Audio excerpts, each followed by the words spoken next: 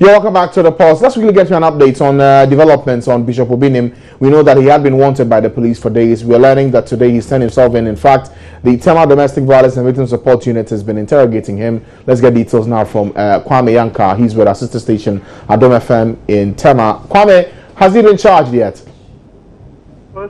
For any charge, not yet. As I speak to you, he's been taken to the National Police CID headquarters with one of his associate pastors, and then for further interrogation. Is that to mean that the matter has been referred to the CID now?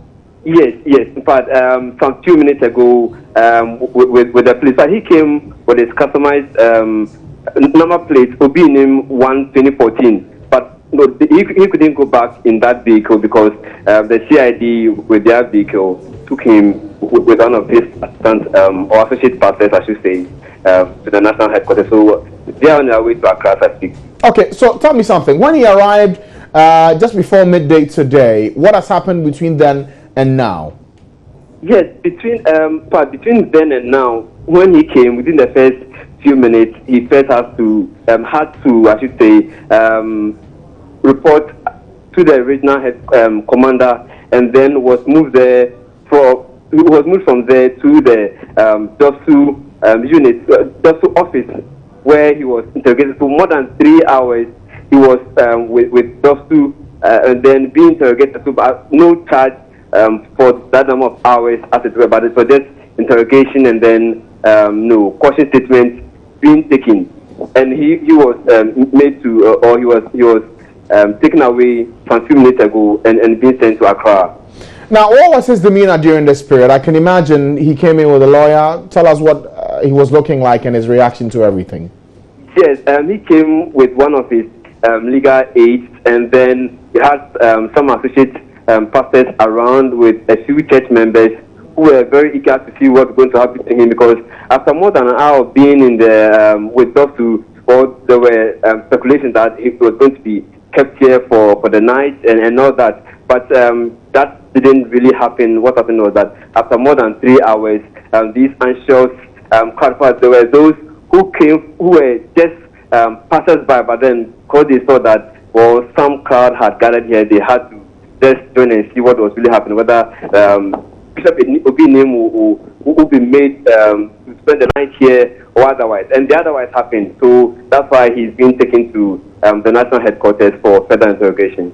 Has the Tema police been able to tell you why they were unable to charge him?